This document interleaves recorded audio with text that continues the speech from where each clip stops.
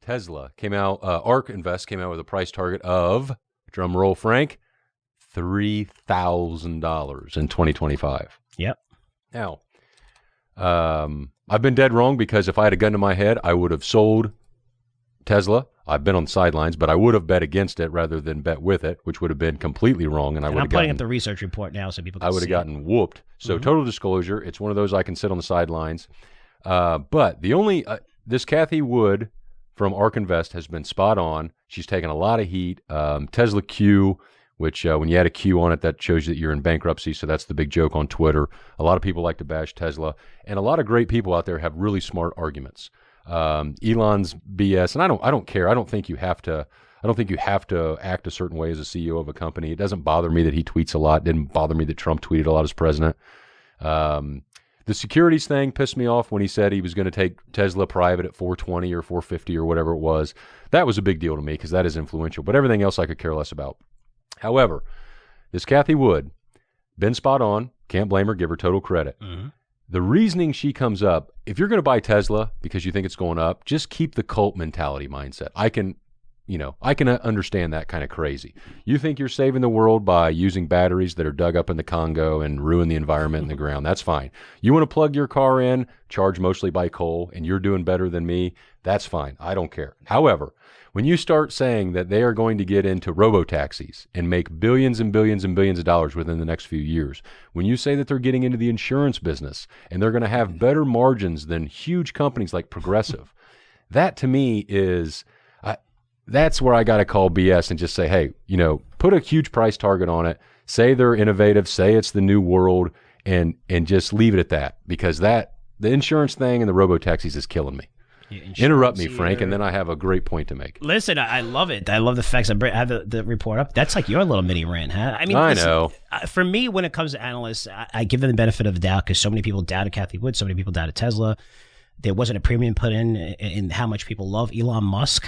And again, there's people that hate the guy, and I get it, I understand. But when I look at this and just looking at the model here, it is kind of funny. I mean, I'm not going to doubt her because she's been dead right so this long, and I'd love to have her on the podcast because I think she's brilliant. But she says to arrive at this forecast, and by the way, the bull case is 4,000. Right? So the bull case is 4,000, as you can see here. But the expected value is 3,000. It's 2025, not too far off. Right? Not too far off.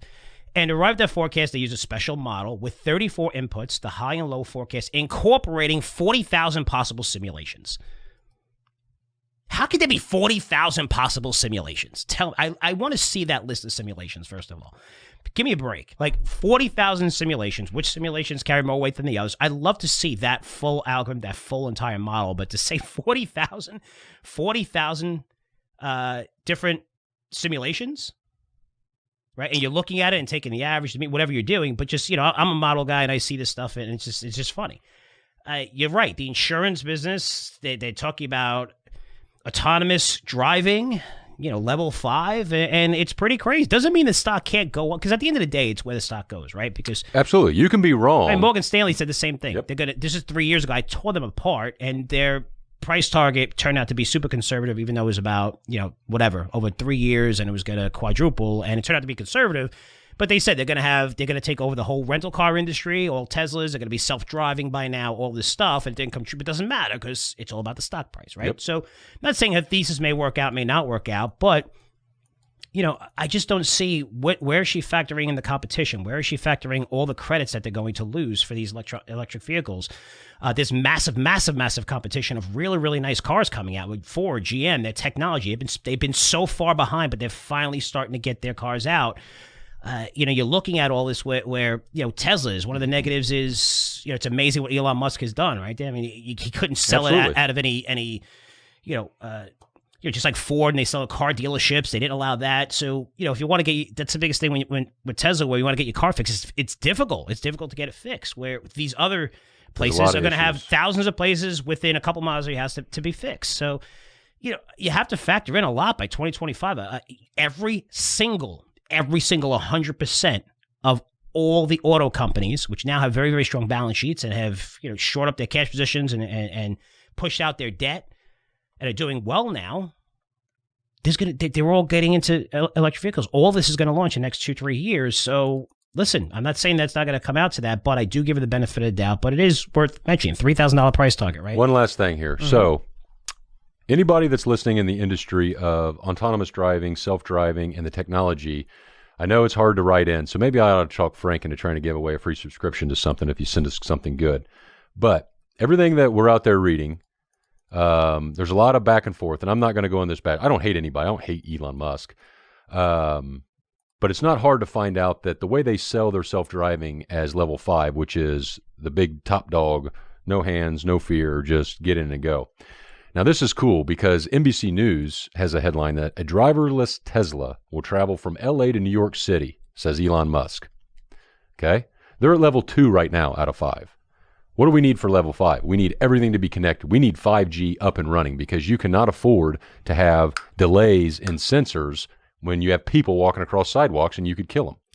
The issue with this, it's from October of 2016. Elon Musk said a driverless Tesla will travel from LA to New York City by 2017. I don't know what year it is, Frank, but we're a few years past that, and you still don't have one.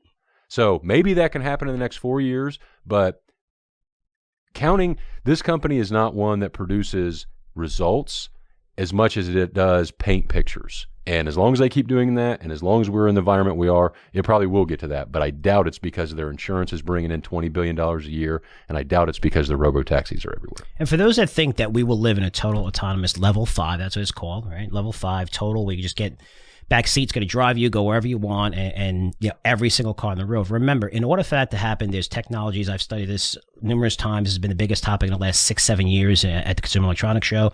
You know, when it comes to LiDAR, these cars need to communicate with each other. That's the only way this works. They need to communicate with each other, where you have to have infrastructure built all over cities and everything, right? So not only that, in order for this to happen, every single car, basically 98% of the cars, not electric vehicles, 98% of those cars need to be off the road. Hundreds of millions of cars need to be replaced and need to have all this new technology on it. This way they can communicate with each other. Do you think that's going to happen anytime soon? Do you think people really don't like driving? I kind of like driving. I don't think I need to get into a car and go to the store that's, a few blocks away or whatever, half a mile away, and I have to be driven, right? So it's in order for that to happen, people have to change their habits from it. Even with electric vehicles, I mean, people aren't used to charging. Right. That's a big deal. I mean, it's something. It's easy to transition from something or scale something where, Uber was much, much better than a regular cab. It checked off all the boxes. Charging your vehicle is not so much easy. You're providing something that everybody finds very, very easy because there's millions of gas stations within a mile of your house, half a mile of your house. You're telling all these people, give all that crap up and now go fully into electric vehicles, and you're going to be charging it, and old people have to charge it. It's there's a lot of headwinds there. Be nice to old people, Frank. No, but it's hard. It's not easy. It's just to charge these things and go outside. It's a lot of these places a lot of these people have certain gas stations where they'll fuel up the car for them. And I don't know. For level 5, I think it's insane to think that this is going to happen anytime within 10 years, probably longer than that.